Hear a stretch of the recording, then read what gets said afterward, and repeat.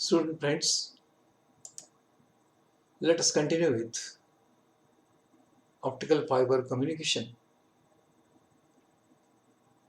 In the yesterday's period, we studied avalanche photodiode as a photodetector.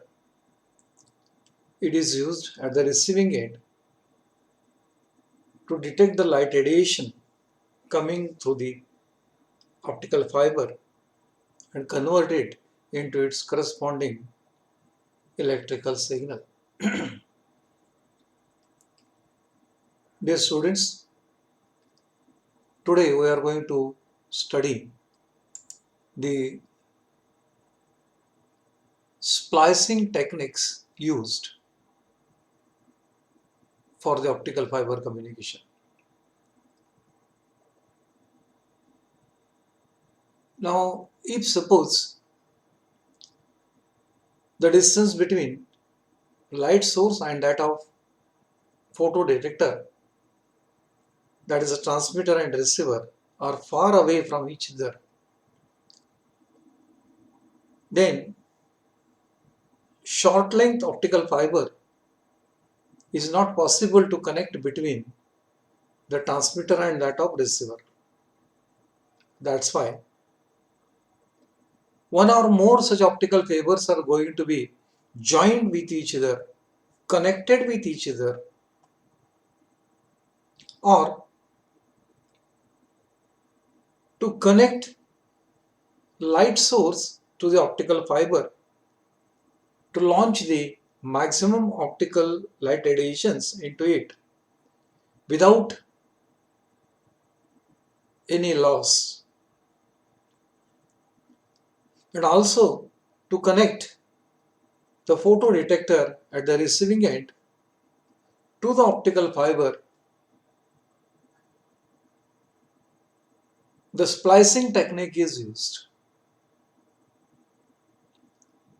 Means this splicing technique to connect the two optical fibers with each other, or to connect the light source like LED to the optical fiber, or photodiode to the optical fiber, to undergo the lossless communication, the splicing technique is being used. If two wires are to be connected permanently, then that particular connecting the two optical fibers, or connecting the source to the optical fiber, or connecting detector to the optical fiber, is known as the splicing technique. If suppose we are interested to create the demountable bonds, means for temporary connection, then connectors are being used. Thus, for permanent connection, splicing technique is used, and for demountable connection, the connectors are being utilized. But students, please remember, whenever the two fibers are going to be gets connected, then those fibers must be prepared for the purpose of connecting with each other. Means what kind of preparation is to be done? End fiber connection is to be done. Means by crushing, by grinding, or even by performing controlled fracture, the end of the fibers are prepared so that both are going to be gets connected with each other. And once the two fibers ends are made to ready for the connection purpose, then the splicing techniques are adapted to create a permanent bond between the two fibers.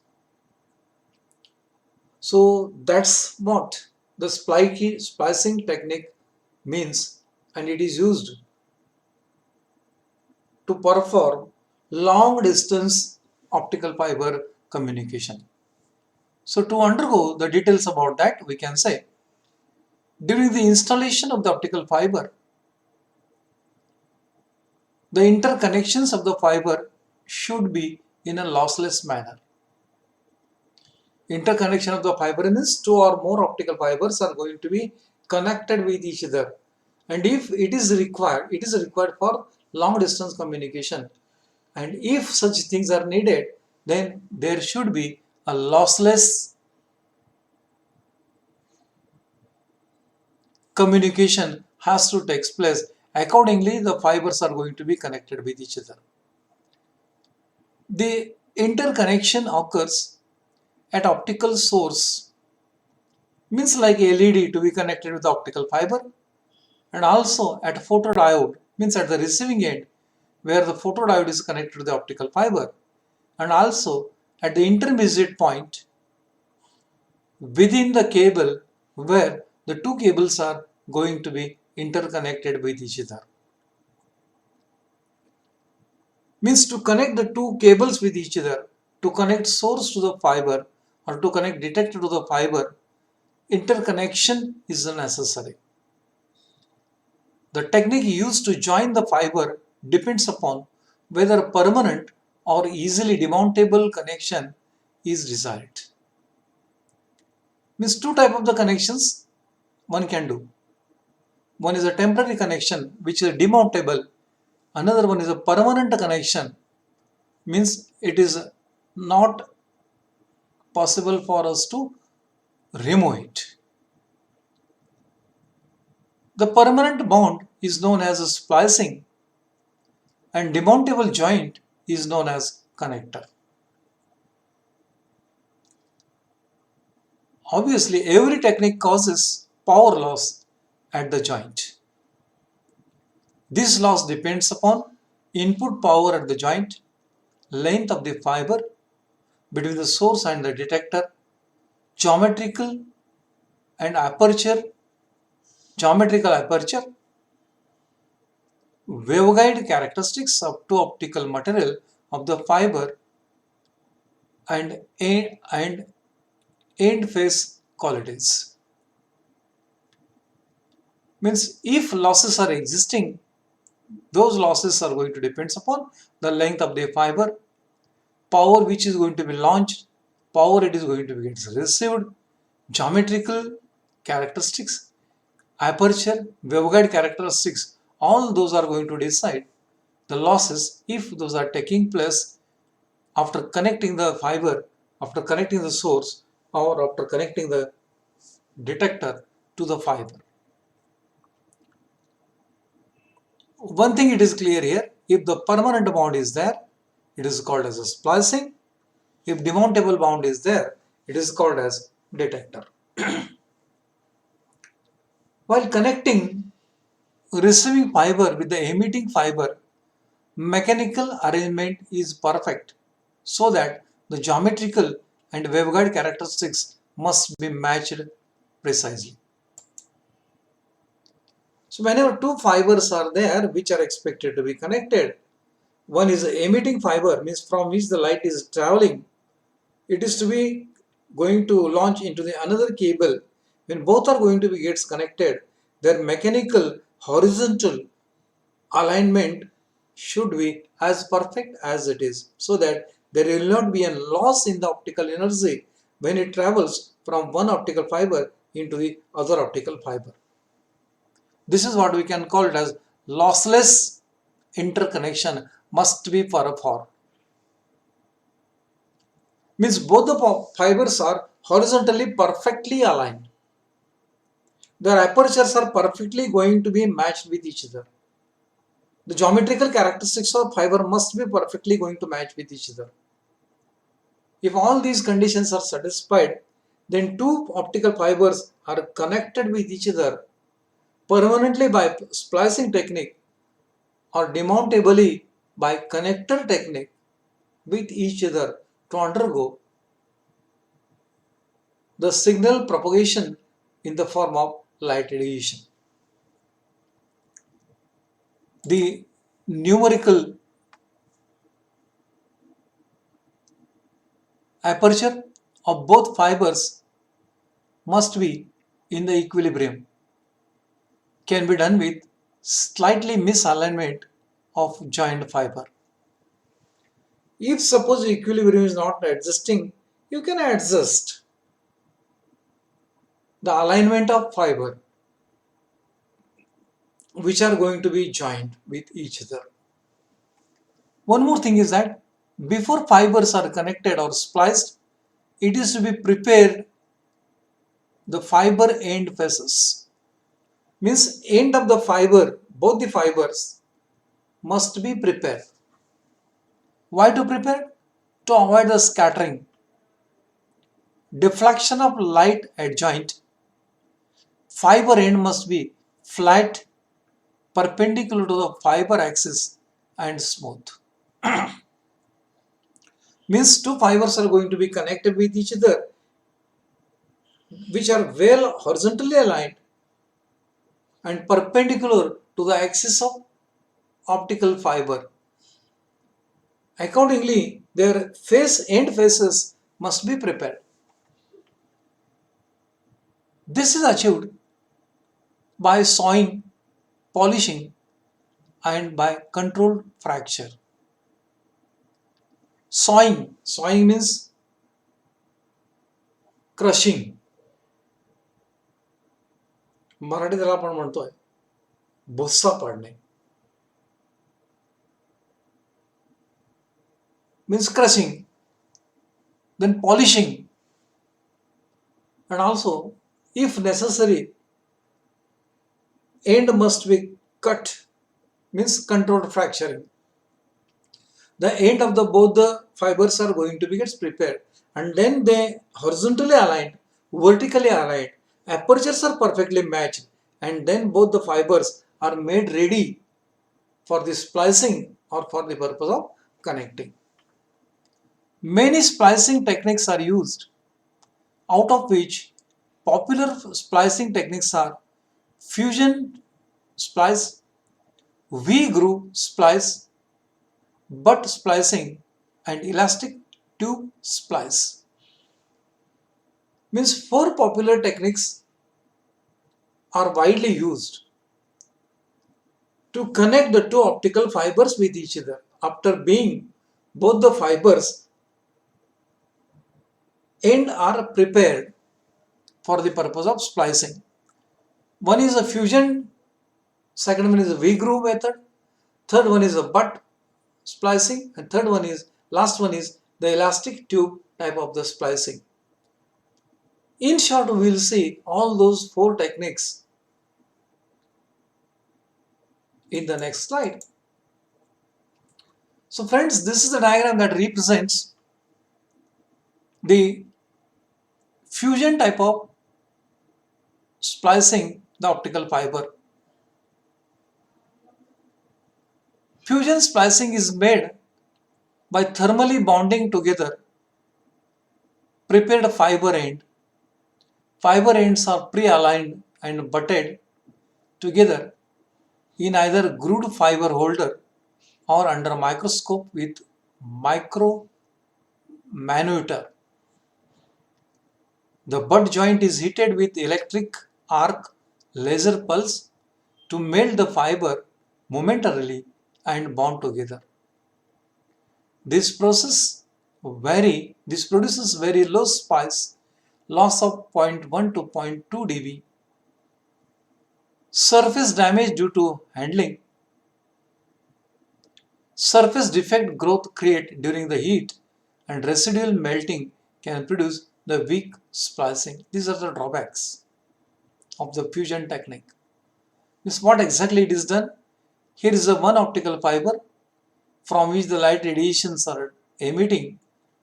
This is another fiber which is going to act as the emitted light radiations to be received. Both the ends of the fibers are prepared by crushing, by grinding, by polishing, even by controlled fracturing. Both the fibers are held in a fiber holder properly so that both the fibers are horizontally and vertically, mechanically properly aligned so that both the ends are going to touch with each other. When both the ends are perfectly aligned with each other, then either by using laser light radiations to incident at the place where both the cables are joined, momentarily the joint is heated and it melts the fiber, both ends of the fiber momentarily, and both are going to be gets bonded. This is what called as a fusion type of splicing. Fusion means slightly heat developed at the end of both the fibers will fuse the material temporarily to create the permanent bond between both the fibers. So this is what we can call it as fusion type of splicing. Next one is a V-groove type of splicing. Here both the optical fibers whose ends are prepared for the splicing are placed in a groove which has a V shape. So this is what we can call it as it is a V shape grooved surface. In Marathi we can call it as khats, like this. Within that groove, both the fibers are inserted, whose two ends are connected, those are aligned properly, and over that a glue is placed. Due to that glue, the perfect joint is created, and that's why it is called as V-groove type of splicing.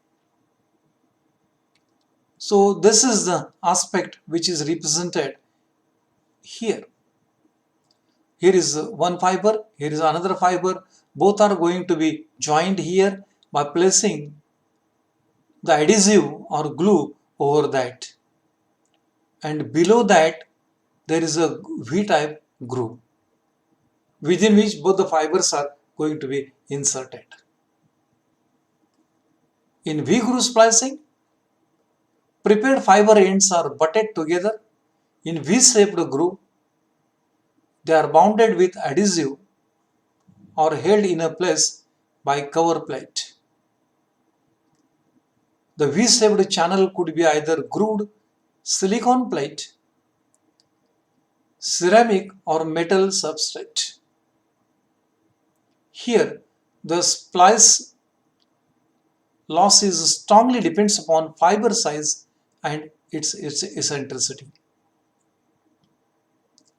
Means groove is made up of the silicon plate with the help of ceramic and metallic substrate.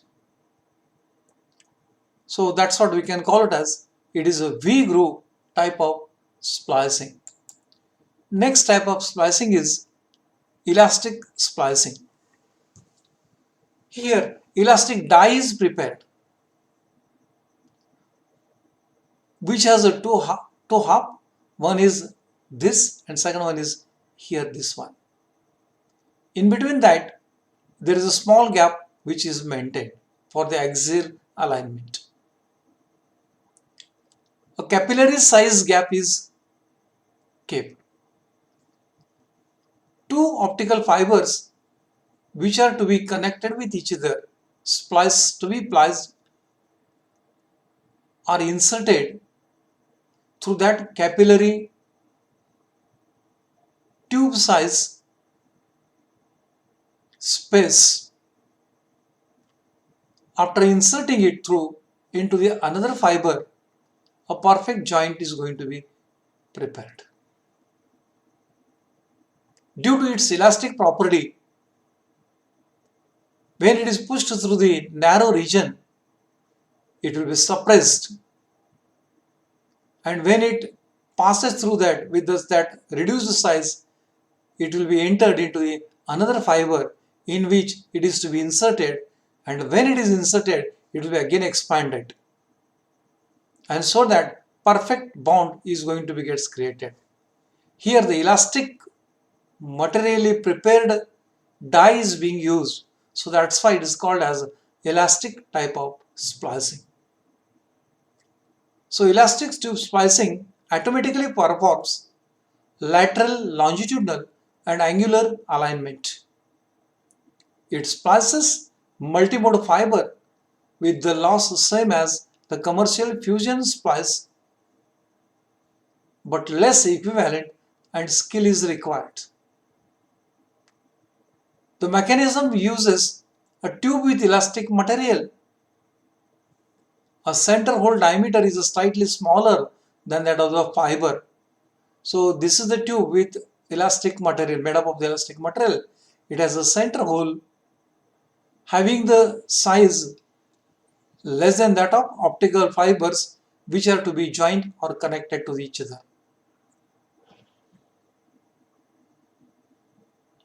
Each end of easy insertion. After inserting fiber, expands the whole diameter so that elastic material exerts symmetrical force on the fiber. This allows accurate and automatic alignment of the two axes of the joint fiber. A wide range of fiber to be spliced do not have to be equal diameter. They might be having the separate diameters. One is fiber to be inserted, another one is inserting fiber. Since each fiber moves into position independently relative to the tube axis. These are the various splicing techniques which are used to create a permanent bond between the two optical fibers which are required to be connected edge to edge.